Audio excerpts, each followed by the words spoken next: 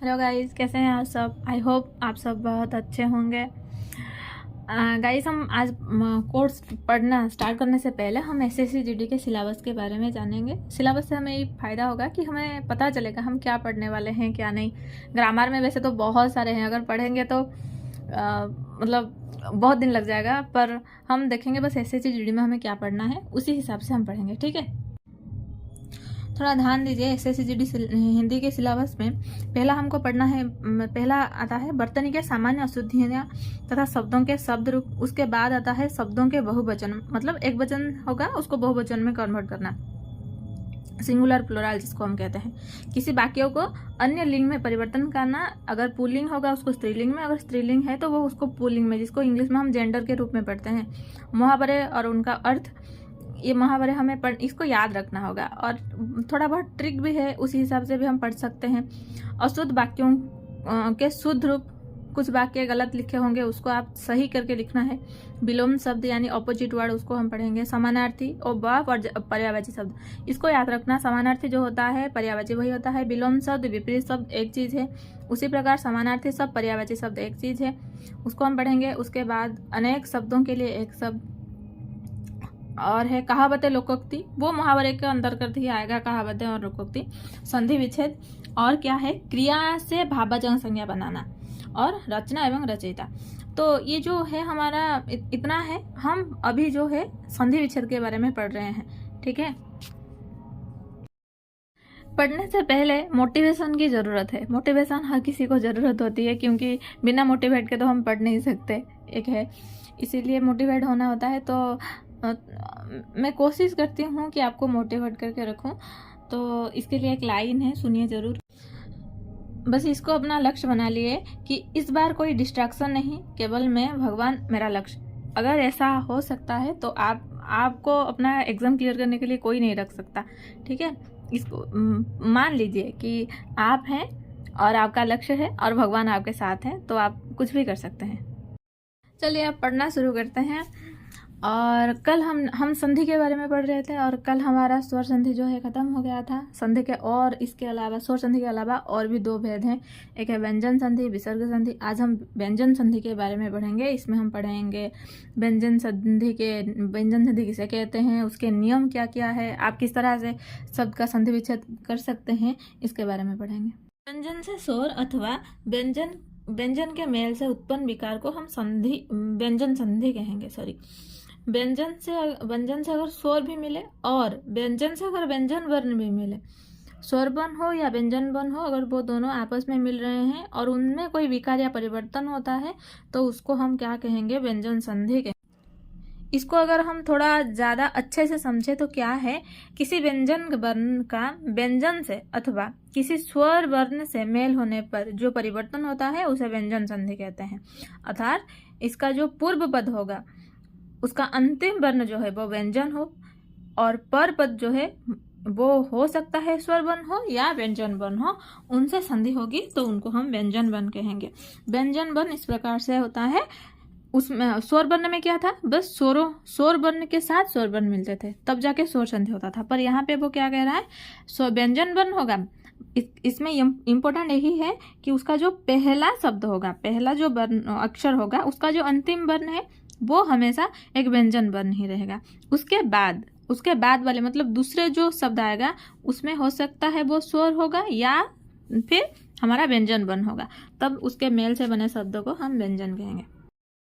चलिए हम कुछ व्यंजन संधि के उदाहरण देखते हैं, ताकि हमें पता चले कि व्यंजन संधि किस तरह से होता है। ठीक है, देखिए पहला है सदाचार। सदाचार किससे बना है, सत प्लस आचार। ध्यान से देखिए, सत, तो में हलंत की मात्रा है, तो जो है वो एक व्यंजन वर्ण है, उसका जो पहला अक्षर का अंतिम वर्ण तो है वो एक व्यंजन वर्ण है, उसके साथ प्लस रहा, उसके बाद आचार लिखा है। आचार में जो आ है वो क्या है, एक स्वर वर्ण है, वो मिलके तो और आ मिलके द बन जाता है, वो क्या बन गया, सदाचार। उसी प्रकार शरत प्लस चंद्र, यहाँ पे क्या है, शरत, तो जो है व्यंजन वर्ण है, प्लस चंद्र, च जो है क्या है, एक व्यंजन वर्ण है। यहाँ पे व्यंजन वर्ण और व्यंजन वर्ण का मेल बना, वो क्या बन गया, शरत चंद्र। सट युक्त आनंद, ट जो है वो एक व्यंजन वर्ण है, आ जो है वो क्या है, एक स्वर वर्ण है, सट प्लस आनंद, सटानंद। तो क्या बन गया, ये ड बन गया। जगत प्लस इस, जगदीश। तो में क्या है, तो एक व्यंजन वर्ण है, और जो ई है वो क्या है, एक स्वर वर्ण है, तो वो क्या बन गया, जगदीश।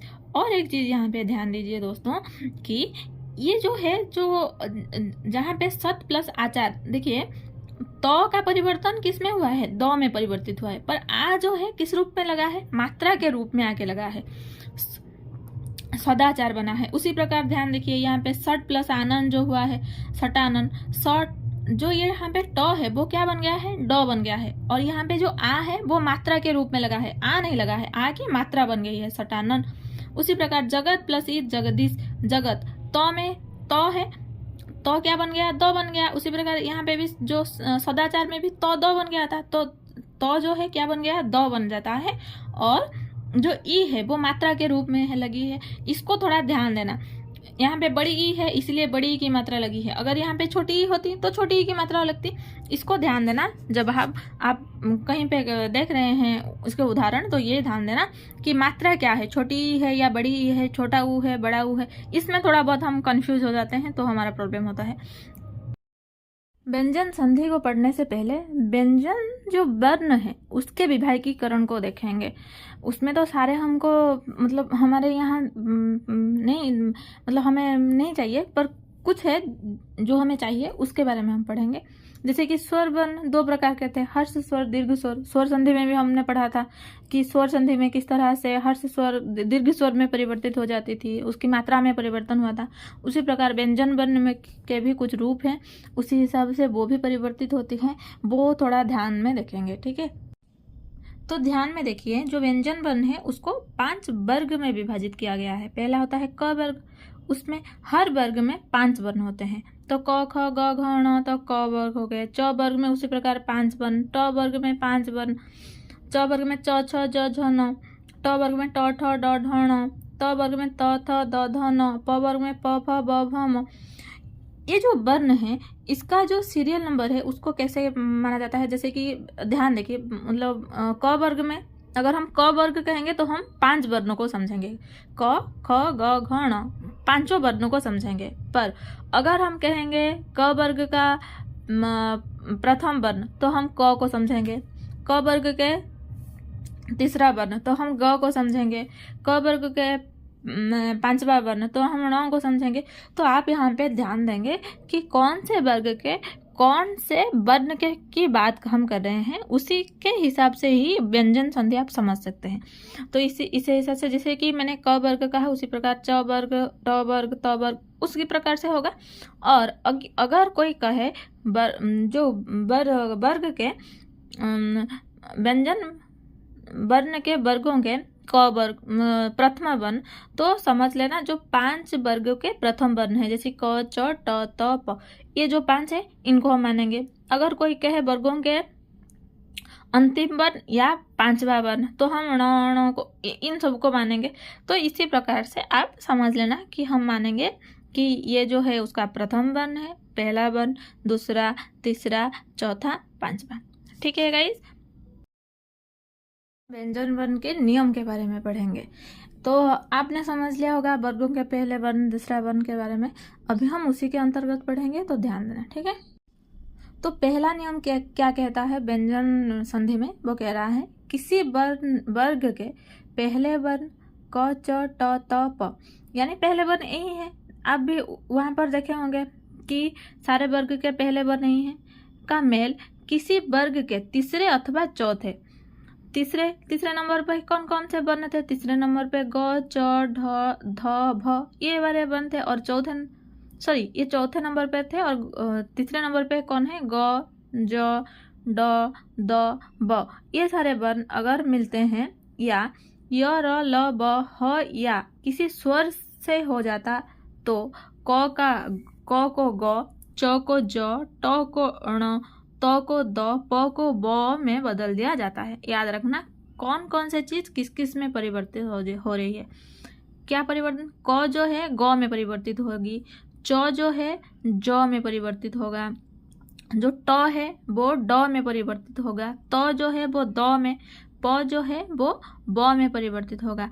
ध्यान देखिए ये जो सारे परिवर्तन हैं वो जितने वर्ग हैं, जो व्यंजन वर्ण के वर्ग हैं, उसके तीसरे जो वर्ण हैं उसमें परिवर्तित होंगे।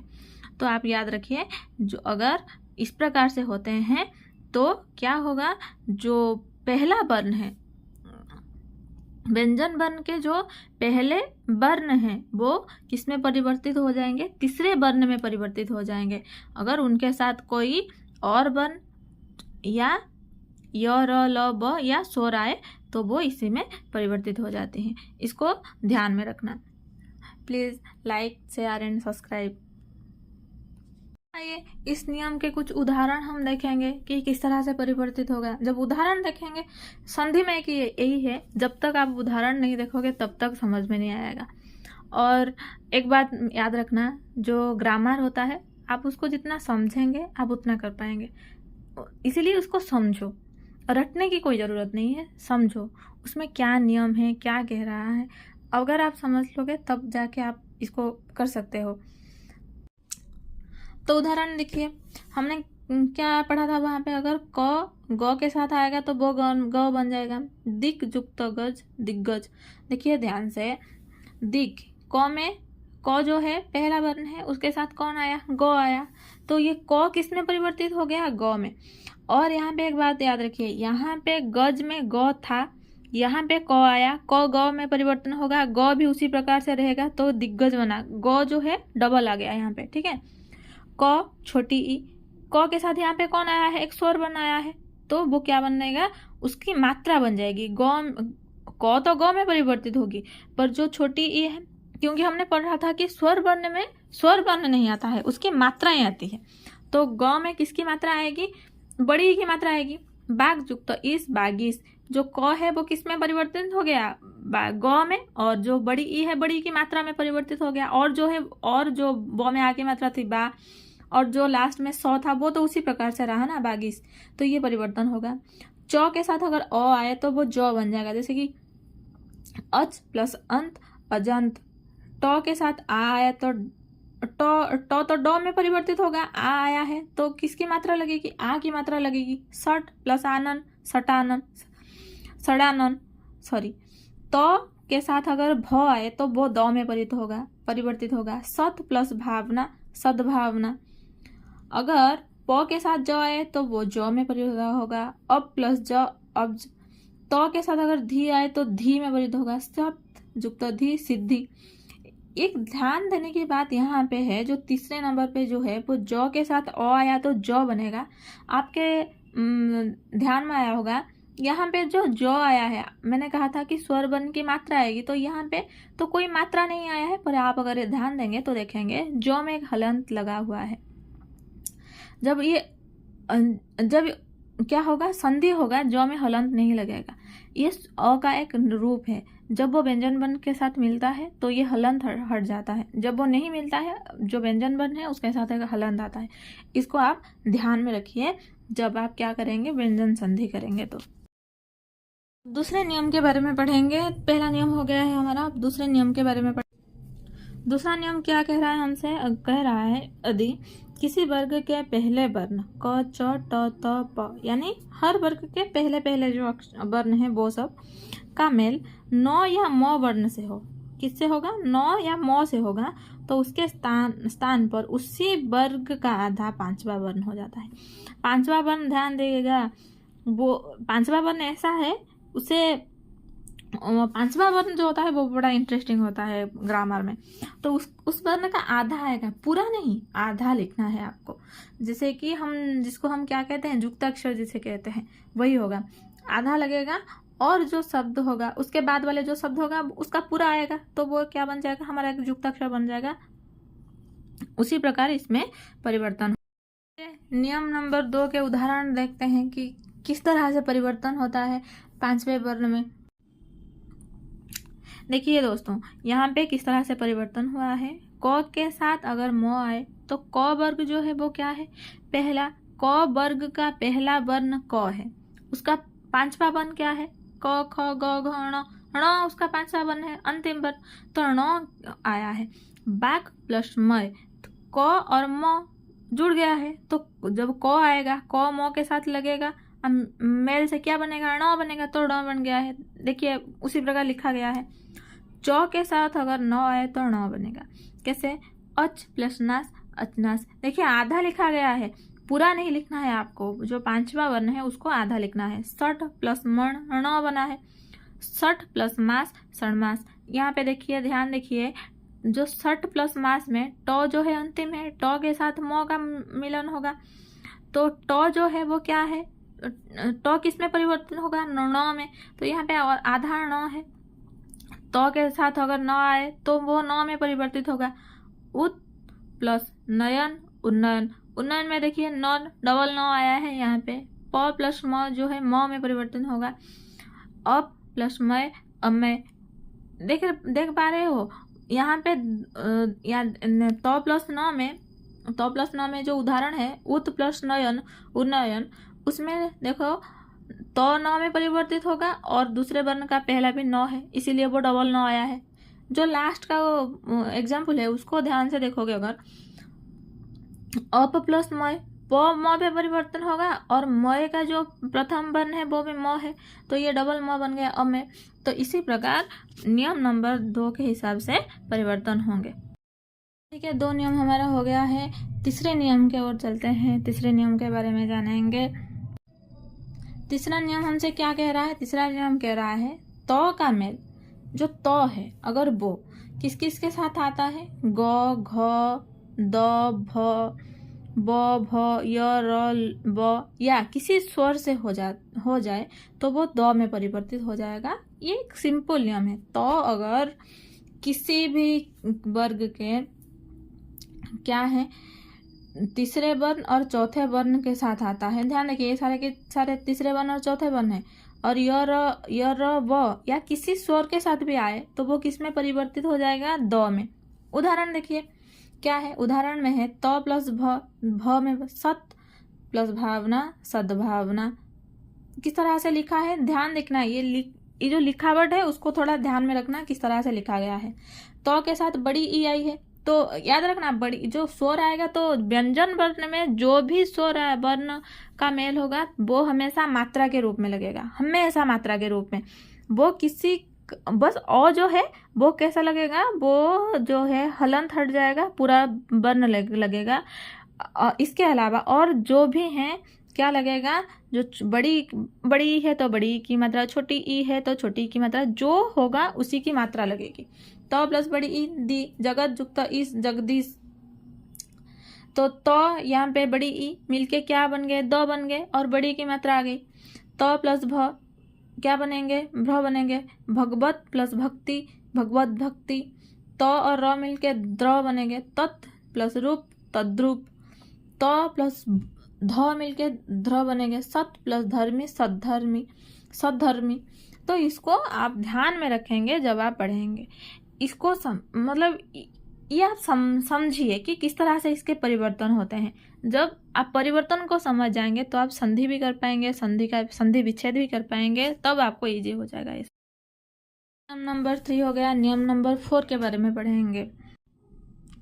अगर तो के बाद यदि च या झ आए, च और छ हो, तो वो तो के स्थान पर च हो जाता है। वो क्या हो जाएगा, च हो जाएगा। च होगा तो च होगा, छ है तो वो भी च बन जाएगा। जैसे कि तो के साथ च आया है, च बनेगा। डबल च, एक च को आधा लिखना है, एक च को पूरा।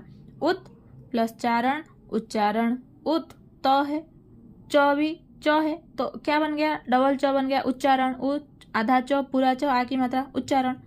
तो के साथ अगर ज भी आएगा, जैसे कि वो ज बन जाएगा, जैसे डबल ज। सत प्लस जन सज्जन। तो के बाद अगर झ आएगा तो ये आधा ज और झ बनेगा। उत प्लस झाटिका उज्झाटिका। तो के साथ ट आया है तो वो ट बन जाएगा। ट को देखो, हर बार जब च को च डबल च लिखा गया तो उसके साथ लिखा गया, पर ट के साथ जब ट लिखा गया उसके नीचे लिखा जाएगा। तत् प्लस टिका तट्टिका। तो के साथ ड आया तो ड बनेगा, ये भी उसी प्रकार ट जैसा ही लिखा जाएगा। उत प्लस डयन उड्डयन। तो के प्लस अगर ल आया है तो वो ल बनेगा। उत प्लस लास उल्लास। इसको यहाँ पे आपको ये ध्यान देना है कि तो के साथ अगर च आए तो वो च बनेगा, अगर छ आए वो च बनेगा, अगर ज आए तो वो ज बनेगा, झ भी आए तो भी झ बनेगा, ट आए तो ट बनेगा, ड आए तो ड बनेगा, ल आए तो ल ही बनेगा। तो इस रूप को आपको याद रखना है। चलते हैं नियम नंबर 5 की ओर। नियम नंबर 5 हमसे क्या कह रहा है, किस तरह से हम व्यंजन संधि बना सकते हैं, उसके बारे में हम पढ़ेंगे। नियम नंबर 5 हमें क्या कह रहा है, अगर त का मेल स तालव्य श से हो तो त के स्थान पर च और श के स्थान पर झ बन जाता है। हलंत को देखना है, वहां पे कितने च के साथ हलंत लगा है, श की जगह पे हलंत लगा है, छ की जगह पे हलंत लगा है। जैसे कि त प्लस छ छ बनेगा, आधा च पूरा छ, उत प्लस श्वास उच्छ्वास, त के साथ अगर श आए तो वो श बनेगा, उत प्लस शिष्ट उच्चिष्ट, त के साथ अगर स आए भी च बनेगा, सत प्लस शास्त्र सच्छास्त्र। ये एक नियम है, उसको आप याद रख सकते हैं। नियम नंबर 6 हमसे क्या कहता है, नियम नंबर 6 ये कहता है कि त का मेल यदि ह से हो तो त के स्थान पर द और ह के स्थान पर ध हो जाता है। जैसे कि च आधा च होता था और छ होता था, उसी प्रकार यहाँ पे क्या होगा, पूरा द होगा, उसमें ध की मात्रा लगेगी, ये ध्यान रखना। त के जगह पे अगर हो, त के साथ अगर ह का हो तो वो इसमें प्रयोग होगा। तो त प्लस ह, ध कैसे, उत प्लस हार उद्धार।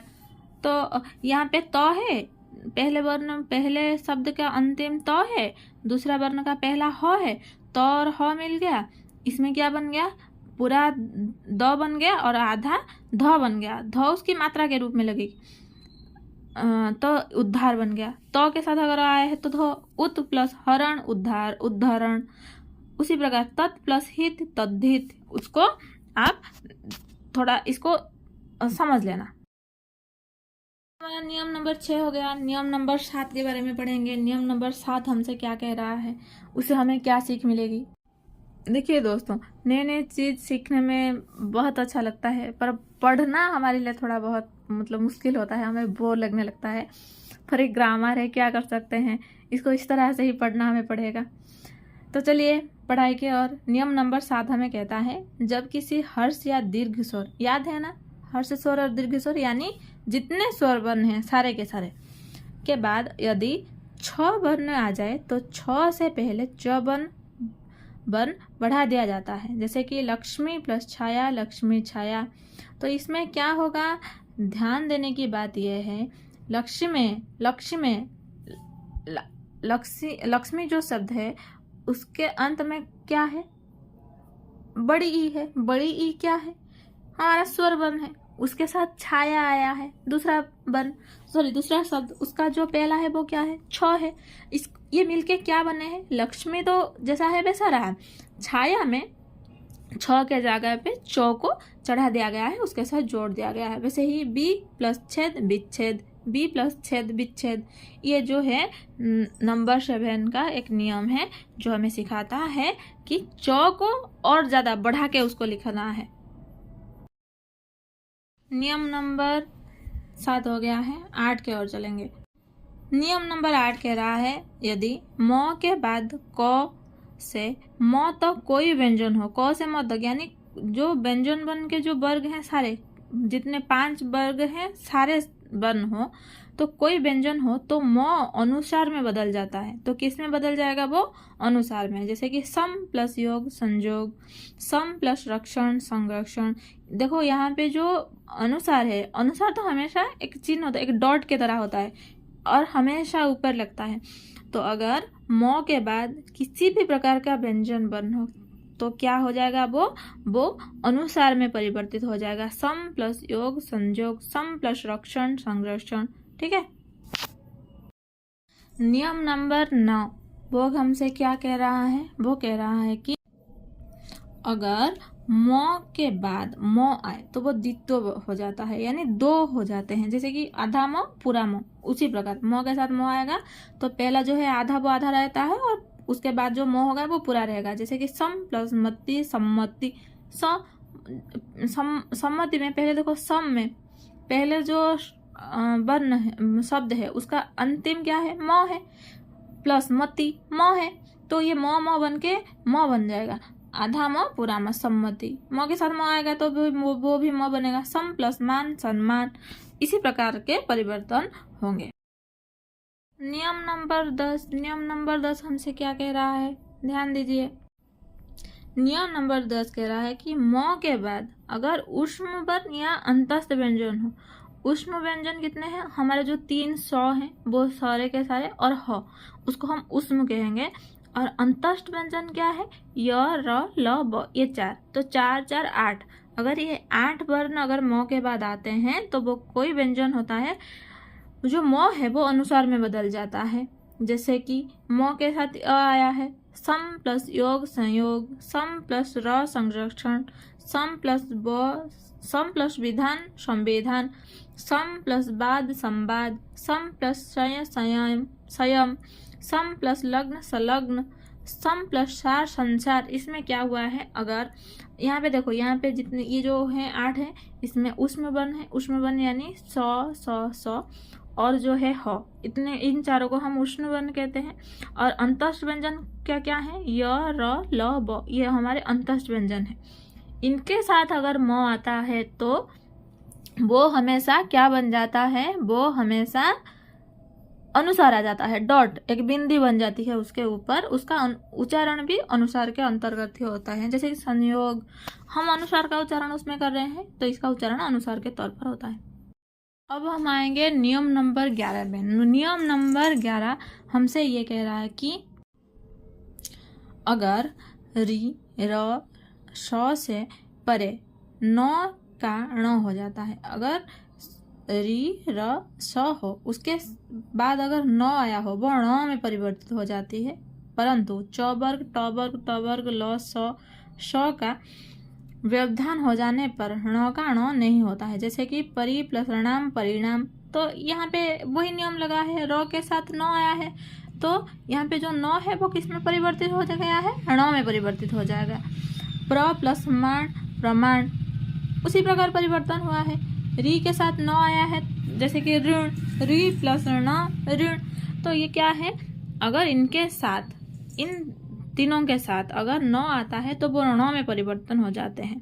पर इसमें अगर च वर्ग, अन्य च वर्ग के और जो वर्ण है, ट वर्ग के वर्ण है, त वर्ग के वर्ण है, ल, श, तालव्य श और दंत जो श है, अगर वो आते हैं तो उनके व्यवधान हो जाने पर ण का ण नहीं होता है, वो जैसा है वैसा ही रहता है। नियम नंबर 12। नियम नंबर 12 हमसे ये कह रहा है कि यदि अ आ को छोड़कर किसी भी स्वर के आगे श आ जाए तो स के स्थान पर श हो जाता है। इसको याद रखना, जो है हमारा एक दंत्य वर्ण है और एक है हमारा जो है मूर्धा वर्ण है। तो कौन सा स किस में परिवर्तन होगा, वहां पे जो न है वो ण में परिवर्तित हो जाता था, पर यहाँ पे जो स है वो स में परिवर्तित हो जाएगा। जैसे कि भी प्लस श, अभी प्लस सेक अभिषेक, नि प्लस सिद्ध निषिद्ध। तो ये देखो, यहाँ पे जहाँ पे हमारा युक्ताक्षर हुआ है वहां पे कैसा स है, वहां पे हमारा दंत्य है, दंत्य वर्ण स है। पर जहाँ पे हमारा रिजल्ट हमें संधि बन के वो जो शब्द हमें मिलता है वहां पे क्या है, हमारा मूर्धा है, मूर्धा वर्ण है, श है। बी प्लस सम विषम, सु प्लस सुप्त सुसुप्त। आपको यहाँ पे एक ध्यान देने की बात है, स का परिवर्तन स में हो रहा है। अगर क्वेश्चन इस तरह से पूछा जाएगा विषम, इसका संधि विच्छेद कीजिए, आप क्या मान लोगे, बी और सम।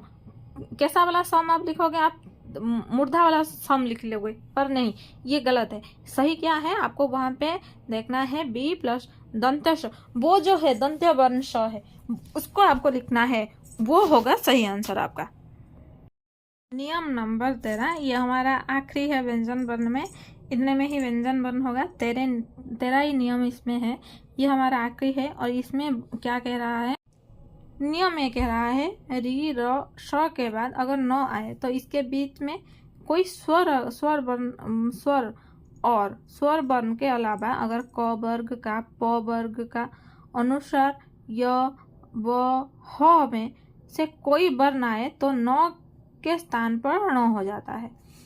तो इसको याद रखना, अगर श र श के बाद न आता आए और इनके बीच में कोई स्वर वर्ण आए और क वर्ग का कोई वर्ण आए, प वर्ग का कोई वर्ण आए, अनुसार आए, अगर य ब और ह भी आए तो इसमें क्या हो जाता है, जो न होता है वो ण में परिवर्तित हो जाता है। जैसे कि भर प्लस अन्न भरण।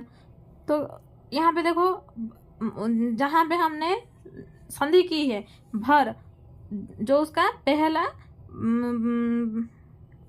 जो हमारा पहला शब्द है उसका अंतिम में क्या है, र है, प्लस अन आया है, न के पहले अ आया है, तो र के साथ किसका मेल होगा, अ का। तो वो पर प्रभाव किस में आएगा, ण में आएगा। न किस में परिवर्तित हो जाएगा, ण में। र तो उसी प्रकार रहेगा पर ण में परिवर्तन हो जाएगा। वैसे ही भूष प्लस अन भूषण, राम प्लस अयन रामायण, परि प्लस मान परिमाण, रि प्लस ण ऋण, इस प्रकार के परिवर्तन होंगे। अगर कहीं पर भी इसी प्रकार के आपको शब्द दिखाई देंगे, आप यहाँ पे ध्यान देंगे कि जो इसका अंतिम का जो न है वो किस में परिवर्तित हो रहा है, ण में परिवर्तन हो रहे हैं, और किसी में परिवर्तन नहीं। पर और किसी शब्द या वर्ण में परिवर्तन, किसी भी प्रकार के परिवर्तन नहीं हो रहे हैं, बस इसके जो न है वो ण में परिवर्तित हो रहे हैं। हेलो गाइस, ये हमारा जो व्यंजन संधि है उसका पूरा जो है नियम किस तरह से आप समझ सकते हैं, मैंने कोशिश की है आपको समझ में आए। पर अगर मुझसे कोई भूल हुई हो तो कमेंट करना कि मैं और ज़्यादा क्या अच्छा कर सकती हूँ, किस तरह से आपको समझा सकती हूँ। मैं कोशिश कर रही हूँ कि आपको पूरी तरह से मैं समझा सकूँ। आई होप आपको अच्छा लगा होगा ये वीडियो। अगर अच्छा लगा है तो प्लीज़ अपने दोस्तों के साथ ये शेयर कीजिए, जो पढ़ना चाहते हैं उनको भेजिए, और लाइक करिए, सब्सक्राइब करिए। Thank you guys, thank you very much इतना प्यार देने के लिए, सपोर्ट करने के लिए, थैंक यू।